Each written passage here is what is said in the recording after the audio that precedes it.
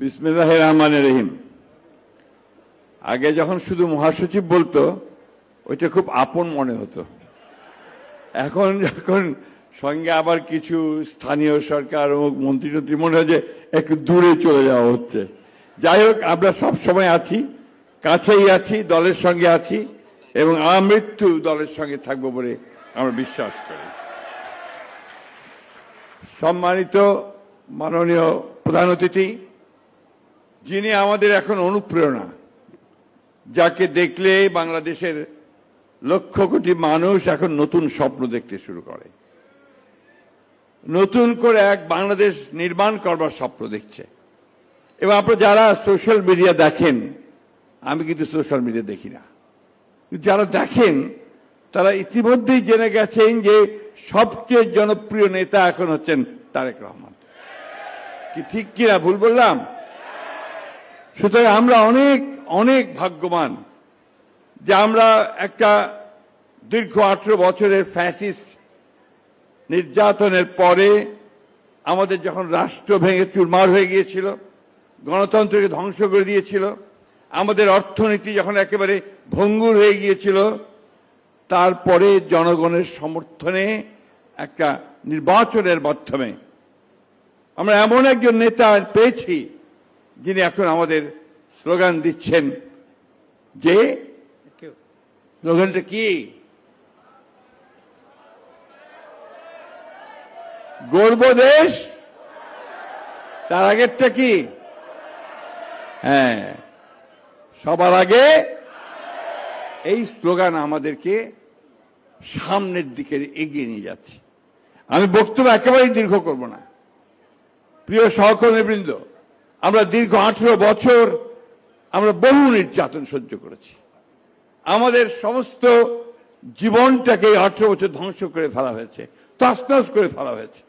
এখানে আমি সামনে যাদের দেখতে পাচ্ছি, আমার সহকর্মীবৃন্দ, প্রত্যেকেই ভয়াবহভাবে নির্যাতিত, নিপীড়িত। আমাদের 60 লক্ষ মানুষের বিরুদ্ধে মিথ্যা মামলা দেওয়া হয়েছিল। আমাদের 20,000 তরুণ নেতাকর্মীকে হত্যা করা হয়েছিল। ইলিয়াস আলী সহ 3 জন 1700 নেতাকর্মীকে গুম করে ফেলা হয়েছে।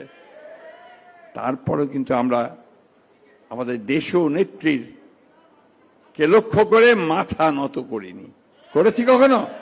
লড়াই চালিয়ে গেছি, তাই না? এখন আমার যে বদনাম আছে একটা, যে কথায় কথায় আমি আপনার কবিতা বলি, আবার আজকে একটা কবিতা বলবো, কিছু মনে করবেন না। এই কবিতাটা খুব ছোট্ট, ভারতের ব্রিটিশ পিরিয়ডের, এবং সেখানে আপনার জাস্ট 1 মিনিট আমি একটু বের করে নেই, ওটা তো আমি খুব কাঁচা।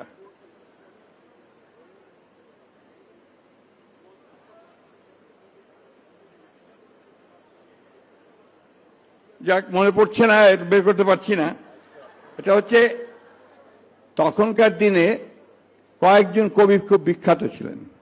তার মধ্যে আমাদের রবীন্দ্রনাথ ঠাকুর, নজরুল ইসলাম, আরেকজন ছিলেন একজন সমালোচক কবি, রঙ্গলাল বন্দ্যোপাধ্যায়। তিনি একটা কবিতা লিখেছিলেন, খুব ছোট। তিনি লিখেছিলেন, স্বাধীনতাহীনতায় কে বাঁচিতে চায় হে, কে বাঁচিতে চায়। আসলে আমরা প্রতিটি মানুষই আমরা স্বাধীনভাবে বাঁচতে চাই। আর আমরা বাংলাদেশের এই অঞ্চলের মানুষ, আমরা প্রতিবার লড়াই করেছি স্বাধীনভাবে বেঁচে থাকার জন্য। সে ব্রিটিশ পিরিয়ড থেকে পাকিস্তানের জন্য আন্দোলন করেছি, পাকিস্তানের বিরুদ্ধে আন্দোলন করেছি, একটার পর একটা সংগ্রাম করেছি, লড়াই করেছি, বুকের তাজা রক্ত ঢেলে দিয়েছি।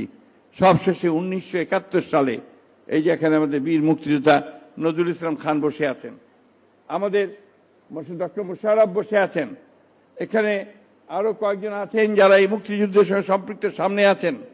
আমরা লড়াই করেছি, বন্দুক নিয়ে লড়াই করেছি, এই কথাটা মাথায় রাখতে হবে। এবং কাদের বিরুদ্ধে লড়াই করেছি?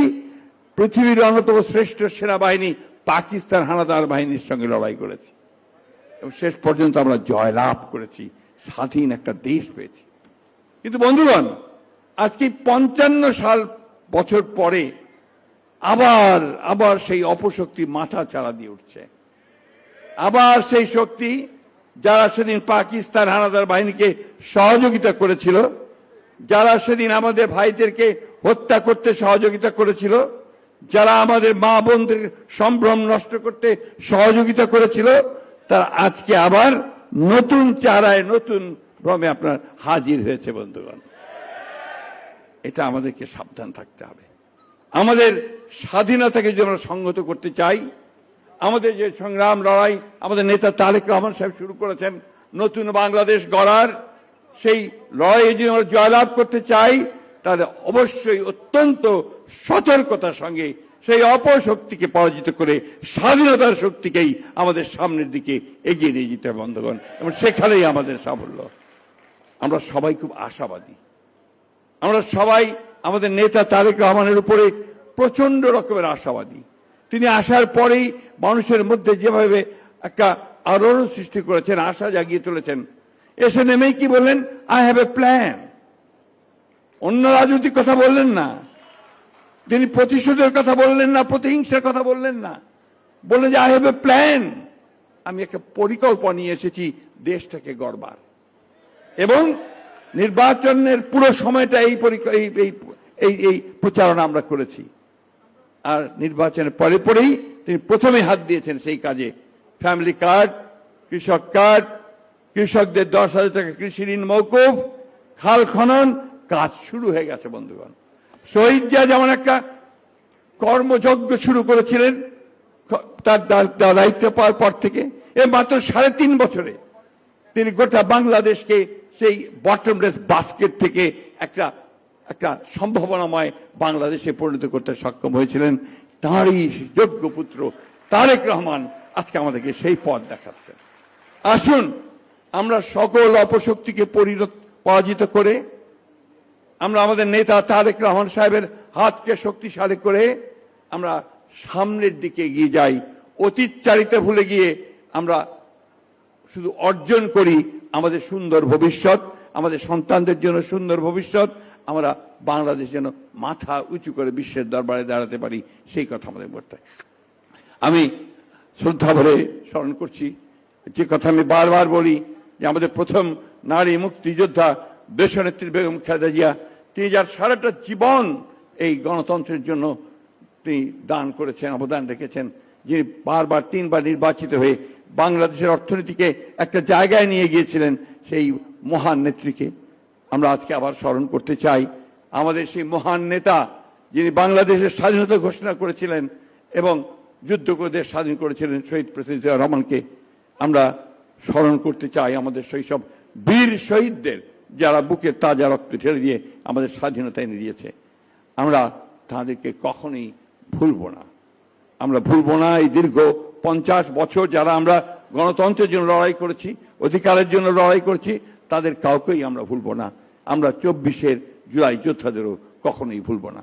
আপনাদের সকলকে অনেক ধন্যবাদ। আমি সময় নিয়ে নিয়েছি, সেজন্য আমি দুঃখিত। আসসালামু আলাইকুম, খোদা হাফেজ। বাংলাদেশ জিন্দাবাদ, বাংলাদেশ জাতীয়তাবাদী দল জিন্দাবাদ, শহীদ জিয়া অমর হোক, দেশনেত্রী বেগম খালেদা জিন্দাবাদ, তার এসে যায় অমর হোক, এবং তারেক রহমান জিন্দাবাদ, বাংলাদেশের লড়াকু মানুষ জিন্দাবাদ।